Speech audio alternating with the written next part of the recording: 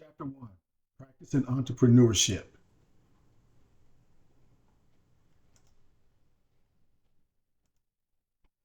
The introduction.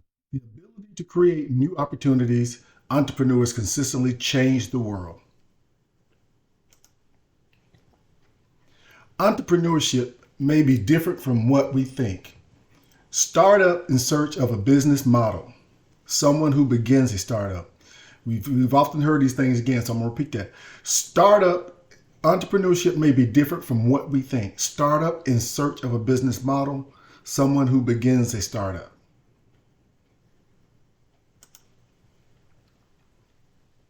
The features of modern entrepreneurs. Methods that require practice. Process view of entrepreneurship cannot be adequately taught. Method view of entrepreneurship. So when we think in terms of features of modern entrepreneurs, methods that require practice, we're talking about something that's unorthodox. You put them in a situation and they find ways to find solutions to problems, whatever else. So when you look at the process view of an entrepreneur, it's going to be different than a lot of other people that you would think of. Many people will view entrepreneurs, if they talk to them, they would think their views were somewhat risky, cannot adequately be taught. You can't teach somebody to think like an entrepreneur because they see things from a different perspective than others. And the method view of the entrepreneur is just different.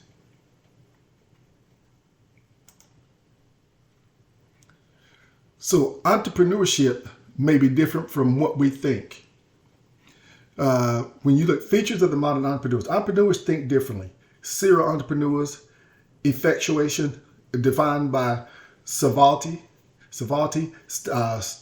Stakeholders are impacted by performance. So when we look at entrepreneurs think differently, I just said that in the previous slide. They think differently because they learn as they go. And when you see others, when you think of people think in terms of leaders, a lot of times we see them, they do things that's more methodical, it's more of a process. Often entrepreneurs think it's more unorthodox. So it's kind of like, it's very less, it's not regimented like some other people's will be. Serial entrepreneurs are people who have actually gone and started multiple businesses. Now that's people either who started multiple businesses simultaneously or consecutively. But this is how they make their living. And realistically, I've met people like this before. They could not do a 9-to-5 job working for someone else. It would be like trying to ride a wild horse. That's something that does not appeal to them. Subsequently, this is what they do. They go through this process and become serial entrepreneurs. Now, when I say serial entrepreneurs, that means they probably had some to fail and some to succeed, and mostly succeed. But either way, this is how they're going to choose to make their living. Effectuation defined by Savolti. This is when you look at the effectuation, it's like, the effects of what they do, how they do things, they see stuff. So they're thinking in terms of getting, the effect of what they do, it has a cause and effect. Stakeholders are impacted by the performance. Entrepreneurs always work in situations where they have stakeholders, whether it be stakeholders to their particular operation or stakeholders that they're trying to bring into the operation. But at the end of the day, they are impacted by that. And so what they do is, a lot of times, they do consult with stakeholders and talk to them and try to get input from them because they are impacted by their performance. Features of the modern entrepreneurs. Entrepreneurs act more than a plan. So when you think in terms of corporate America, big businesses, IBM, Apple, Microsoft, Google, you think in terms of just big organizations. A lot of times those aren't entrepreneurs who work there. It was entrepreneurs that founded those businesses, but not. So entrepreneurs act more than plan, meaning when you find a traditional business leader or business person, they're planning things. They're planning things. Entrepreneurs, they plan too, but they act more than they plan. They actually do. So when the business leaders are planning, the entrepreneurs are actually doing things. That's one of the fundamental differences you look at. So when you see evidence-based entrepreneurship, this is where these individuals, they do their homework and they do their due diligence to gather facts or whatever else. And they, along with how they operate, that one of the things that they're doing is finding data and finding evidence and finding resources and doing these kind of things. So what may seem like to you that may be something that they're just doing on a whim, realistically, this is something that they've actually put some time and effort to, and they've done their due diligence and they've gathered their evidence. Risk are personal and relative. Entrepreneurs are willing to take risk. That's part of what they do. They have a certain tolerance for risk, but they have a certain risk level that they won't go beyond too. So when you see somebody who does do that, then they may be an entrepreneur, but they may be too risky. And realistically, there are some entrepreneurs who are not successful, and that's one of the reasons why.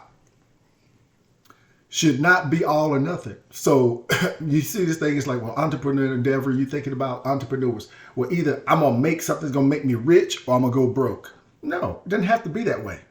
It could be something very simple. It's in between. It will not make me rich, but it'll help me live a good lifestyle.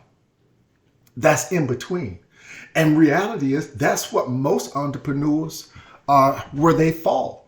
We all hear about the big success stories and stuff, but at the end of the day, most of them are not billionaires and millionaires, but they live comfortable because they make enough money to live. So it's this all or nothing concept that we have about entrepreneurship is really actually very flawed.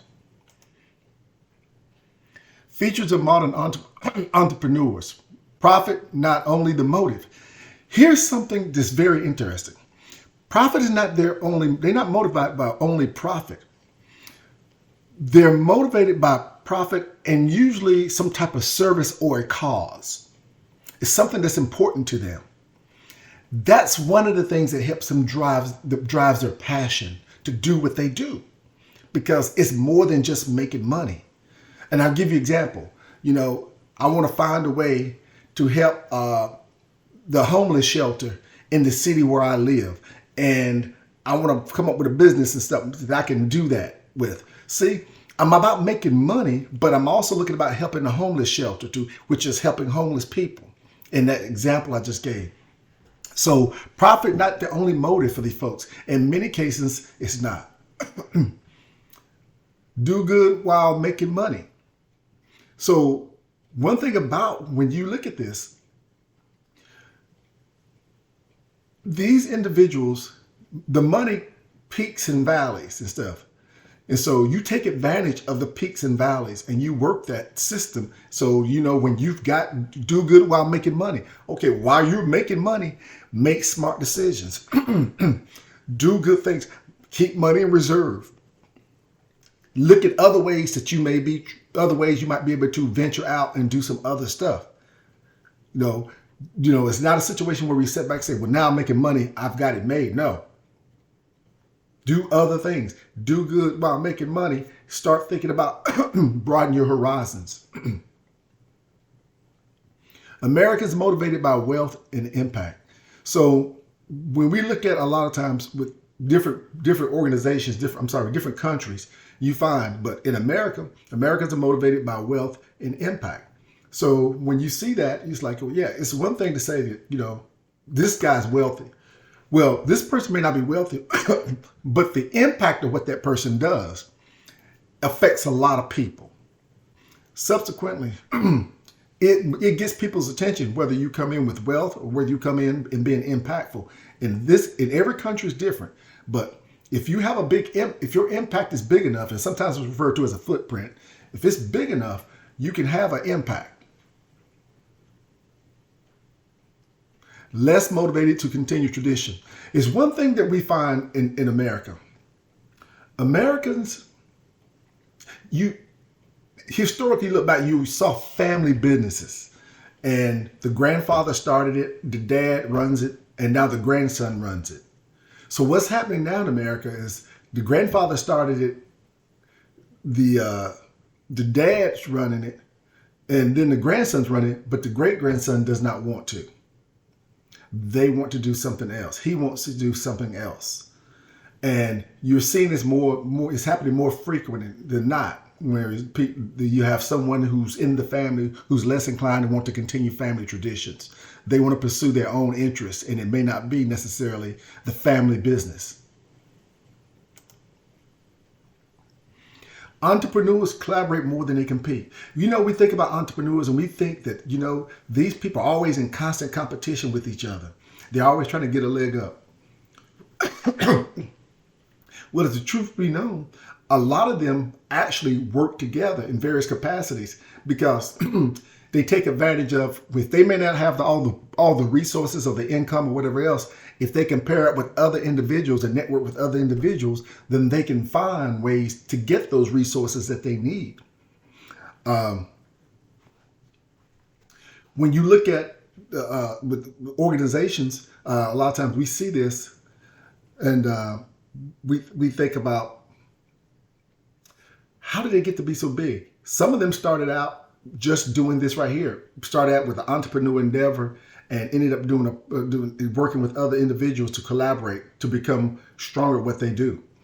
And realistically, the reason why that happens is a lot of people who have actually traveled the path of entrepreneurship can appreciate someone doing that, and subsequently they will actually try to help them to do the same thing. It's kind of like a brotherhood or a sisterhood. Build strong connections with others. And that's what happens during the course of this. And I just referred to as a brother and sister. They build these strong connections with others.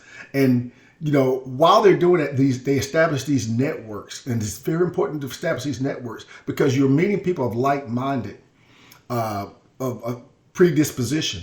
And so they have resources. So when you meet somebody who has resources and you connect with them, their resources become your resources. Network building is dynamic. It actually is. It's very dynamic. And it is something that, had it not been for networking, it's no telling how many organizations today would not even be here, to include probably some Fortune 500 companies. So here's features of modern entrepreneurs. Entrepreneurship is a life skill. This is something, it's not something that's trained. It's not something that people are born with. What it is it's something that people acquire through the course of their life, through various experiences and various jobs they've had, various life experiences, whatever else. But entrepreneurship is a life skill. And this is how these people, they live this way. These are the things that they do. And subsequently, they're able to provide sets of skills that they get, and then they can work with others and help other people develop skills and bring them in, provide sets of skills to other individuals. Listen, you have an entrepreneur, they're the dreamer. They're the person who actually comes up with something, but they have to have others to help them along the way. So helping these other people, again, a lot of times they're like-minded individuals, provide sets of skills for them. Hiring managers now seek entrepreneur skill set. Historically, if someone had gone to a job interview in America and the manager suspected that this individual had an entrepreneur spirit, this is what they would do. They would not hire that person. And their mindset was this: if we hire him, he won't be here but a certain amount of time. At some point in time, he'll leave to go start his own business. Now hiring managers are understanding that, you know what? I want to have some people with an entrepreneurial skill set working for me because they're creative. They look for things to do things that others wouldn't do. They think about things in a way that others wouldn't. So if we want to actually advance our organization and our company, we need to have some of those people here too, so that they can help us do it. The difference is we allow them to operate in a very creative capacity, but they're actually operating for the benefit of the organization, not for their own business. So what used to be frowned upon with the entrepreneur spirit and skill set is no longer that way. Think and act entrepreneurially. And that's what these people do. And if it was something that if corporate America could train people to, to think like that, they would. They can't. So they have to hire them and bring them in. And when they bring them in, that's what they do. They operate that way, entrepreneurially. And the organization benefits from it.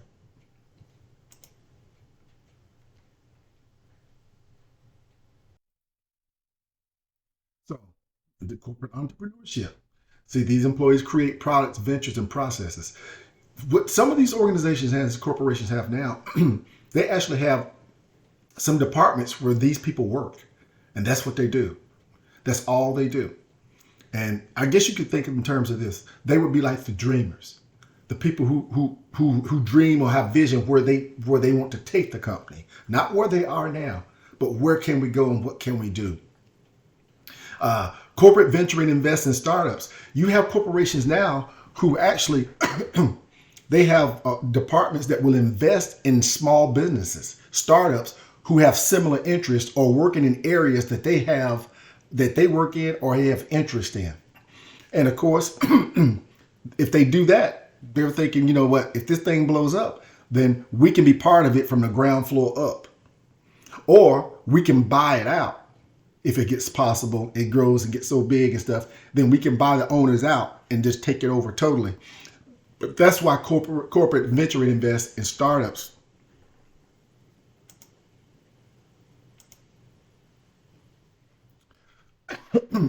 Entrepreneurship inside. Entrepreneurs think entrepreneurially from within. So basically, these are entrepreneurs who are working internal in the organization. They call them entrepreneurs. Owners of their work, embrace experimentation, different level of engagement. Again, these people were hired to operate totally different than you would find with other individuals in the organization. They are hired to come in there and bring an entrepreneurial spirit, operate like an entrepreneur, and so that the organization can benefit from that. This is amazing how they see this now, when once upon a time that was something that was frowned upon. But it makes a lot of sense when you think about it. Like, hey, don't you want some creative people working for you too? But that's what these people are.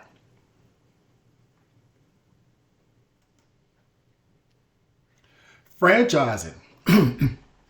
So franchising, if you think in terms of franchising, this is I'll give you a great example. McDonald's. McDonald's back in I think it's the 40s or 50s belonged to two brothers, and their name was McDonald. A guy named Ray Kroc came and bought McDonald's from them, gave them some money, bought their 2 locations. And now McDonald's is a worldwide household name. Why? Because of franchising.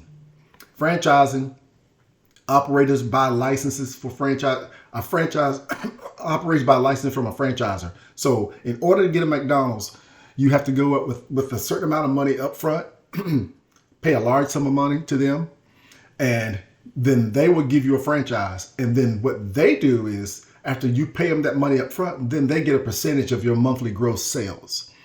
So they help launch a business. It's a turnkey operation. Basically, when you walk in and you buy into a franchise, all you do is take the key, open the door, and everything's ready for you. You don't have to try to build a business. It already have a business model, and everything that you need is there. The only thing you have to do is hire people. Royalties paid by the franchise. Those are paid monthly, and they're usually paid on the gross receipts. So this is how these businesses, so they're in business for themselves, but not by themselves. They actually pay a portion of their profits back each month to McDonald's Corporation. That's the way all franchises work. Now, depending upon what type of franchise you're looking at could determine whether or not you're going to have to pay an upfront amount of money from $50,000 or $25,000 or $10,000 up to $4 or $5 or $6 million. So it can be very expensive when you start looking at, particularly the well-known places like McDonald's and Wendy's and places like that. Buying a small business, buyout can take over operations. So what these large corporations will do, like I told you earlier, they do these venture in these businesses stuff, but even if they don't venture in, they can come in and buy out and take over small operations and stuff, because they actually see something that they're doing something that in an area where they like, or something similar they want to do, or an area they want to get into. And so what the entrepreneur has done is built a business and got it going, and it looked very promising. It was doing good. And the larger organization came through and purchased it and bought them out. Only 30-40% of businesses sell. So when people think in terms of, well, I'm going to start me a business out here and make a lot of money and get it successful, and then I'm going to turn around and sell it. Well, that's not as easy as you think. You have to be in the right type of industry with the right type of product at the right time. And nobody can know that. You can only guess. Some people guess right. A lot of people don't. Look, 30 to 40%, that's not a very high rate for success for selling businesses.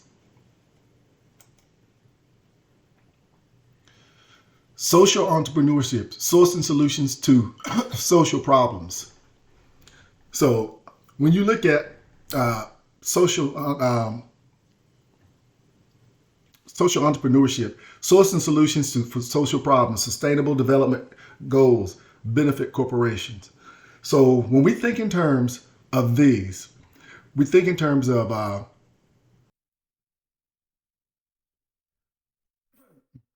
sourcing solution social problems. So this is when you have entrepreneurs who are taking on endeavors to actually find ways to help the environment, dealing with poverty, clean dirty water, or contaminated soil from runoff and things along those lines.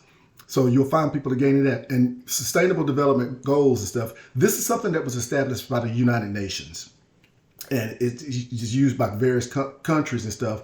And it's also about dealing with the various types of things of dealing with poverty and clean water and sanitation and things along the lines, but quality of human life.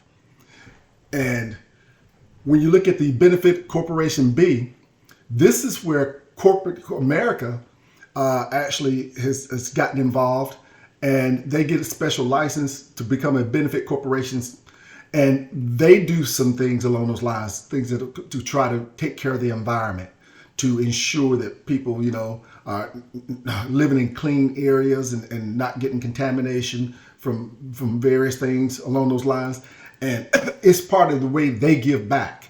And they're actually, once they get this B Corporation certification, they're actually protected against people who try to sue them for doing the right thing and stuff. So it's all these. So you see it coming from individuals, you see it coming from countries, and you see it coming from corporations, all about social entrepreneurship. And this is about helping people, helping my mankind in various ways.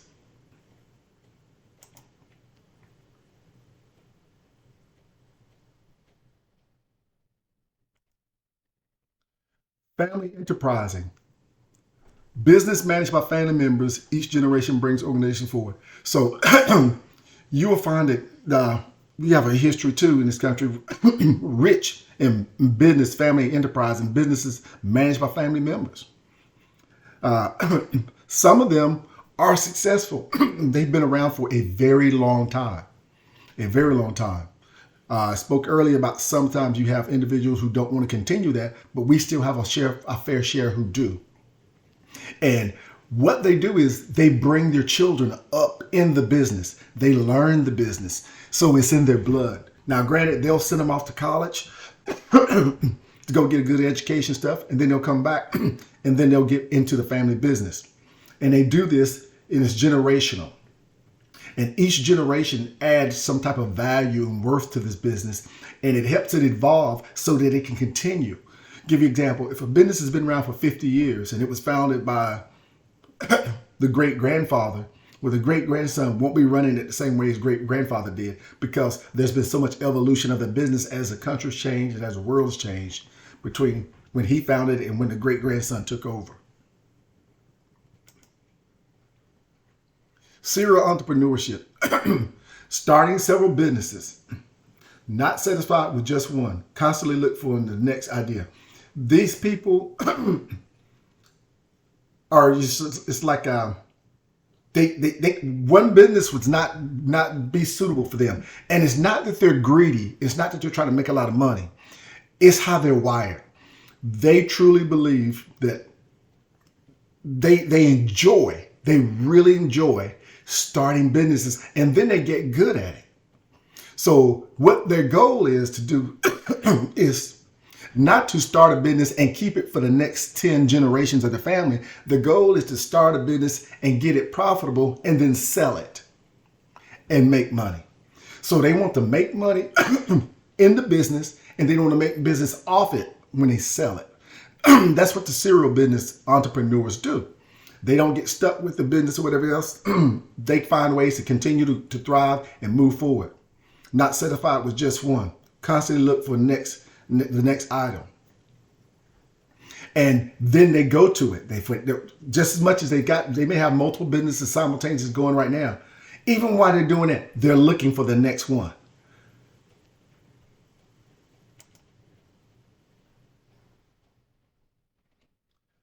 So when we look at the entrepreneurship as a method that requires entrepreneurial thinking, traditionally viewed as sequential, actually nonlinear, unstructured, complex, half of startups fail in 5 years. So you look at it traditionally viewed as sequential and totally nonlinear and unstructured. So we think about this. We think about these individuals, these entrepreneurs, this way of thinking. It's not traditional. It's not linear. It's unstructured, and it is complex. Here's why. When you're dealing with corporate America and you have a leader and they're in management, they know what product they're making. They know what they've done in the last 10 years. They know what they're going to plan to do for the next couple of years. With entrepreneurs, they may be starting a new endeavor. So they have to be very fluid in how they think, and they have to be very, very, very lucid about adjusting and whatever else. So again, this person has to be someone who's willing to take some loss, willing to take some risk. So they can't be linear. They have to be unstructured because they don't know what they're going to encounter. They don't know what they're going to come in contact with. And this is a very complex way of thinking because they got all these moving parts going in their head at the same time. Even with that, half of all startups fail within 5 years. I mean, it's even when, think about it, nobody goes in business to fail. Everybody goes into it thinking they're going to have the next Microsoft or the next Google or Apple when they start. Half of them fail within the first 5 years. And it's not because they're bad business people either. Sometimes things happen beyond your control. I'll give you an example. One guy purchased, in one state, this state used to sell a lot of mobile homes. Had a lot of military people there, so they sold a lot of mobile homes. Well, this one guy decides he was going to buy this mobile home business. Well, when he bought it, so it's going to be a startup for him. It's going to be a new business endeavor for him. When he bought it, within 6 months, the real estate bubble burst in 2007, and he couldn't give a mobile home away. So literally sat on that business for almost 2 years and couldn't sell anything. Ultimately, that business failed. He didn't make it.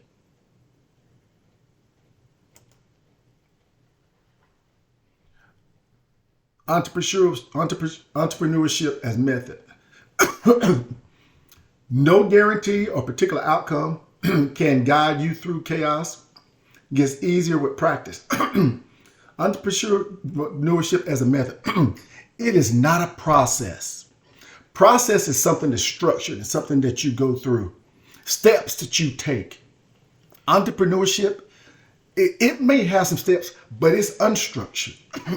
It's more of a method because it means whatever the situation calls for is what you will end up having to do.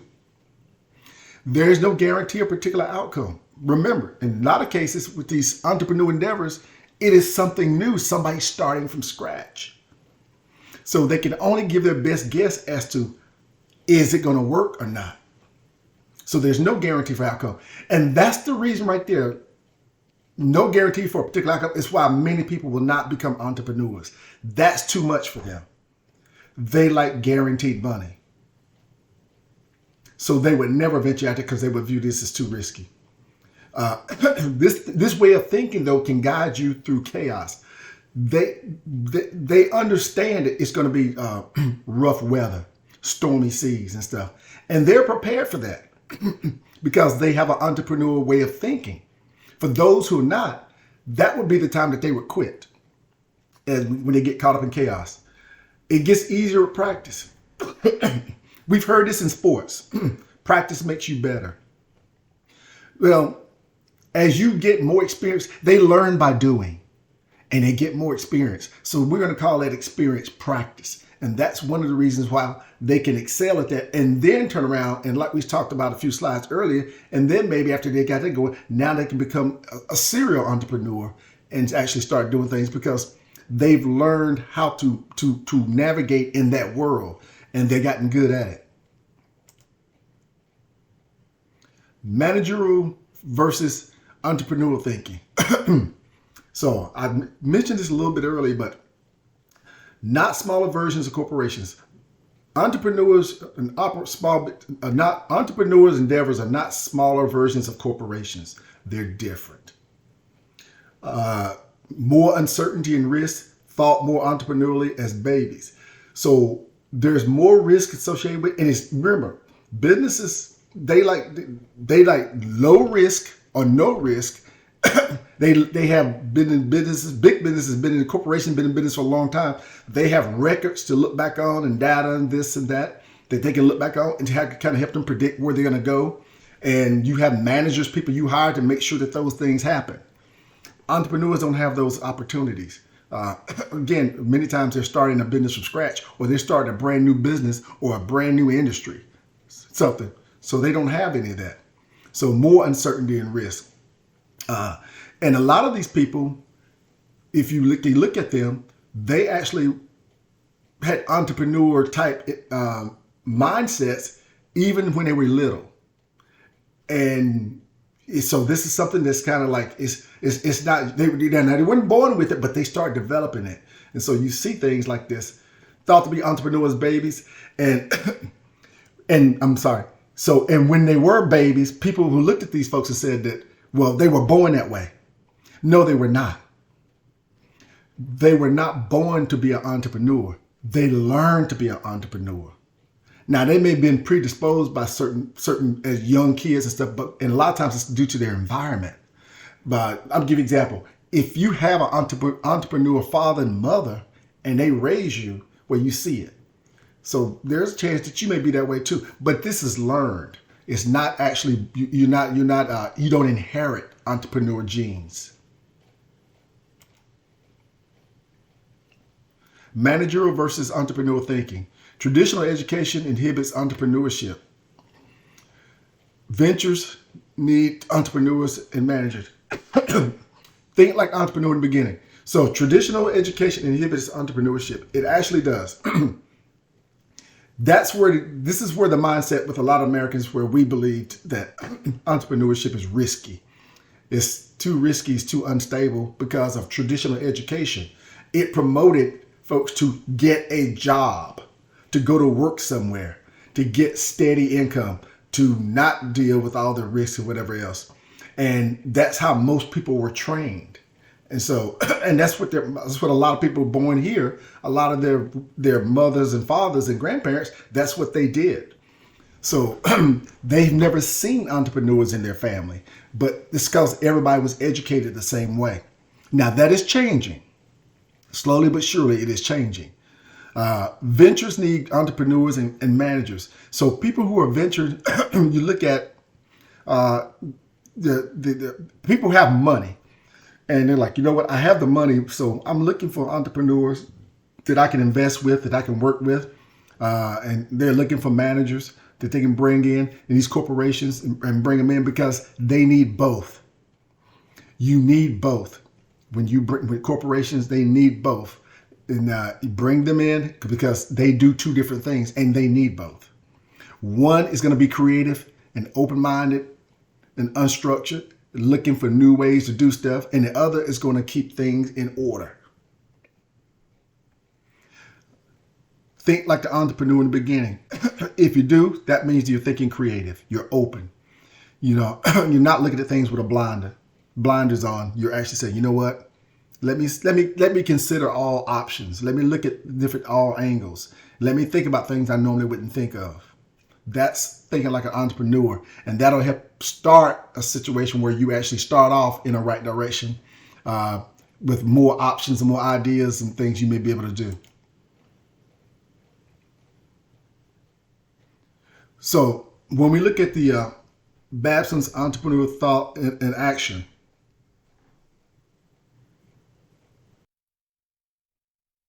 we're talking about smart action over planning. So smart action over planning. And let me explain one thing to you. In situations when you have to make smart action over planning, you have some people say, well, let me plan. And planning is good, but you have to have smart action too. And that's what's preferred is smart action over planning. When someone actually says, you know what, based on my training experience, the things that I know, here's what I can tell you we should do. And realistically, now you could be a manager or somebody and say, you know what, well, no, let's hold off. But if you're talking to a person who's done it for 15 years and they've got good experience and they've got an entrepreneur spirit and mindset, they're thinking about getting things done. And remember, entrepreneurs, they learn as they go. Managers are different. And you know, people who think like a manager, they're different. And that's what we're talking about, smart action over planning. So while this guy's over here still planning, you have the guy with the entrepreneur mindset is actually saying, you know what, I'm going to go and implement something and try something, and I'll be right back. And then he comes back and tells you, I figured out how to do it. And the other guy's still planning. Moving quickly to the real world. Things happen quick out here in the world. Things don't happen when it's convenient for us. They happen when they happen. Now, how do you respond to it? Do you respond to it timely? Do you come up with something, a smart action in a timely fashion? And again, look here, things are learned, repeated, and practiced. Most people learn by doing. And an entrepreneur mindset would be somebody saying, you know what? They view a mistake as a learning process. A manager would view a mistake as very bad. Because the entrepreneur mindset, this is what they understand. I just learned something by doing this. I learned that didn't work, and I understand now why it doesn't work. So learn, repeat it, practice. That's what the entrepreneur mindset would be.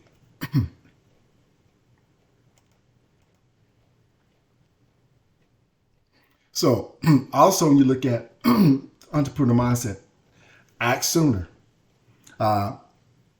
The delayed responses and being, you know, that's something that they want to do. They view bottom line as this: let's make something happen. So we're going to act sooner versus later. The manager would probably tell you, well, let's wait and just do something later.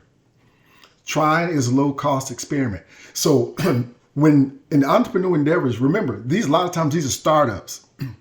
So they're trying to do something that maybe has never been done before, or something's very extremely difficult. But a lot of times making mistakes when it's at the very beginning of stuff is fine. Why? Because it's usually low cost involved in that. And most of these entrepreneur endeavors, you know, are not multi-million-dollar operations starting off the bat.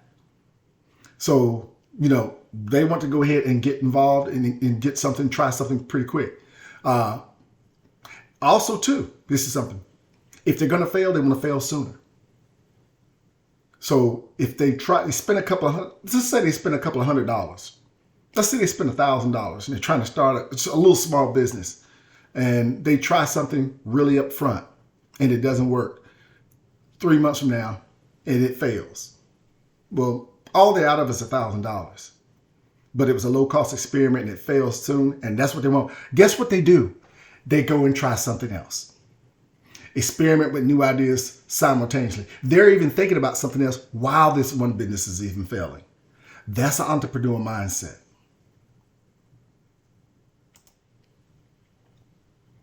Seven components of the entrepreneur model. Come up with the why. The why. You have to have the why. This is what they will come up with is their why they want to do something. And it's associated with something that they're passionate about, something that they feel. And listen, when I say this, that's usually not profit, the why. Yes, they want to make profit, but the reason why they want to do it, for instance, I want to help find clean water in my community. That's your why. They're right there. Yes, if it's successful, you're going to make money. But that's not the driving motive behind it. The why is what drives the passion. I'm trying to help somebody. I'm trying to do something, and the reason you're trying to do it. That's what you have to come up with. Start with means at hand. One of the things we tell, you look at these entrepreneurs and stuff, is they start with, I'm not going to go out here and borrow $200,000 to try to start a business. I've got $10,000 that I can afford to play with and lose if necessary. So I'm going to use that money and my resources that I have. Describe idea today. When you describe the idea today and identify first actions, these things you're looking at, okay, are you looking at something that actually works today? I'll give you an example. If I had a dream of starting a business for the last 10 years, and I finally get a chance to bring it out and stuff, it might have been a great idea 10 years ago, but it might not be today. And so this is when you talk to other people and you describe your idea today, and they get bouncing off other people to see what they may think, or test your market, do your research. You know, I'm an entrepreneur, but my goal is not to go ahead and lose money if I can. But this is an idea I came up with 10 years ago. And now today, it's not something that would actually work. And identify your first actions. Identifying your first actions is extremely important. A lot of times businesses fail because they did not do this. They got it wrong because they didn't identify the first actions correctly. Some things that should have been done were not done. They done some other things. And listen when I tell you this, it doesn't take much to kill the momentum or kill a business before it gets off the ground. And if you don't identify first actions correctly, that's one of the things that can do it.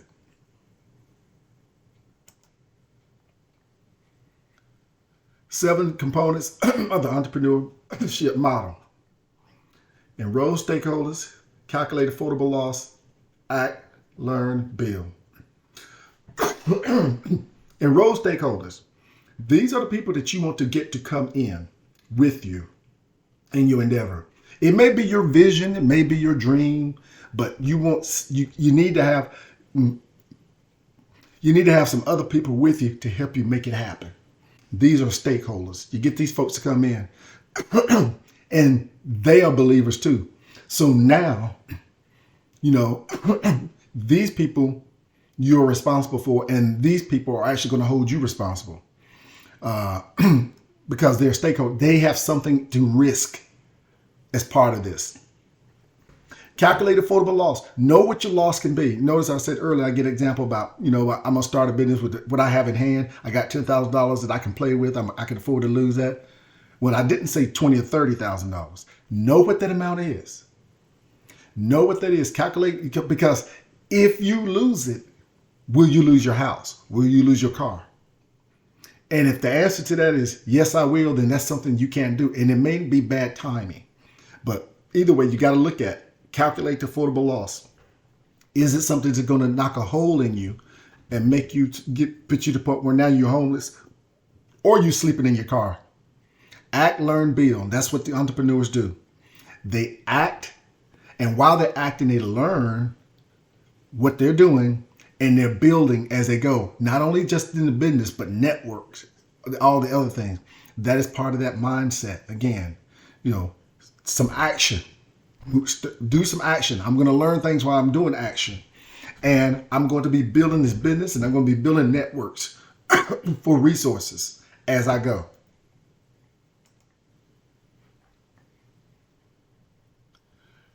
Curry and hurry assumptions of traditional approach focuses on entrepreneurial model. So see method and practice.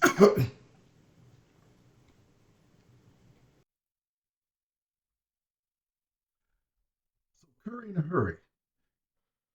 Curry in a hurry is when you have someone, they may start out from a traditional perspective trying to start an entrepreneur endeavor. But at some point in time, then they start thinking like a manager and start operating like a manager. And this is a lot of times what you find with folks who are, and trying to minimize the risk and trying to be logical about this. Remember, this is something they haven't done before. So they're trying to do all these things, but they're thinking like a manager, but they're going to curry in a hurry. And then they spend usually they'll spend a lot of time and money with, dotting the I's and crossing the T's or whatever else. And when you see this, that's somebody who's really let me put it this way. History shows that those are the people who are usually at a high percentage to fail in their endeavor. Assumptions of a traditional approach is when you have somebody that starts out traditional as well, but they understand, I've only got so much money. I'm only willing to take so much risk. I'm going to talk to certain people. I'm going to vet. I'm going to do my due diligence. I'm going to start off small and slow and let things build up.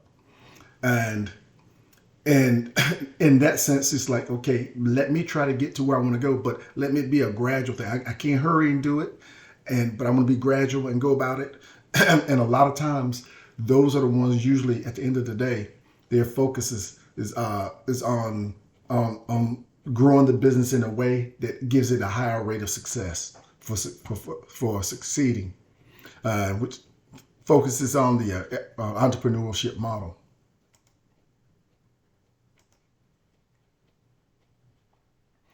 Deliberate practice improves performance, shapes the brain, increases speed, strength, and neural impulses, negative impact without focused effort. So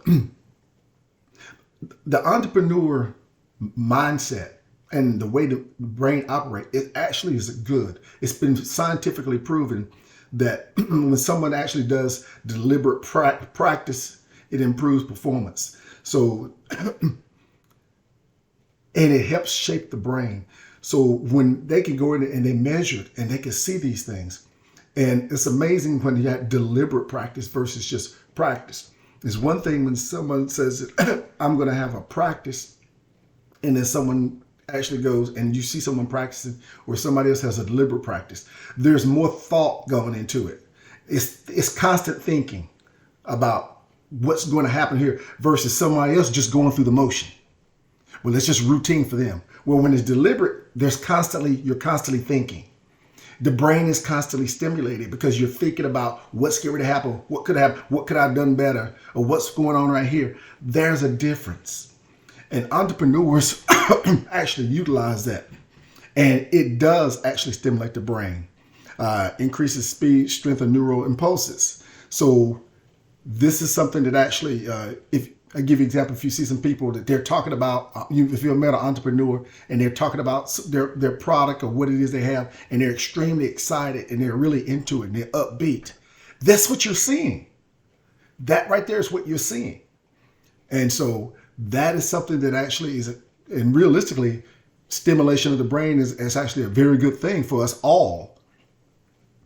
Negative impact without focused effort.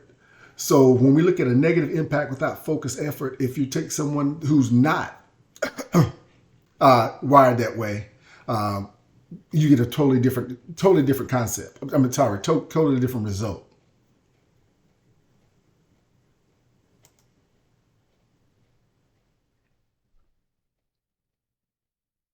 Deliberate practice and entrepreneurs. Important cognitive benefits. Engaging in deliberate practice gains and skills. So deliberate practice and entrepreneurs. Important cognitive benefits. So we just talked about the important cognitive benefits of actually having that stimulation of the brain. Engaging in deliberate practice skills. Remember I told you they're constantly thinking and there's a lot of activity going on. Well, guess what? Everything that not everything, but a lot of things that they do will be calculated. It will be deliberate.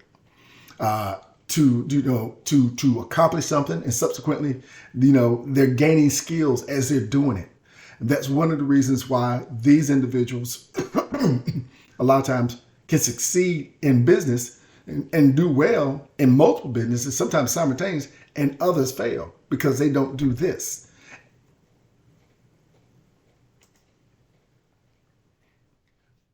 So how this book will help you practice entrepreneurship. Entrepreneurship in action, entrepreneurship meets ethics, research as work and mind shift, and a case study. That concludes chapter 1.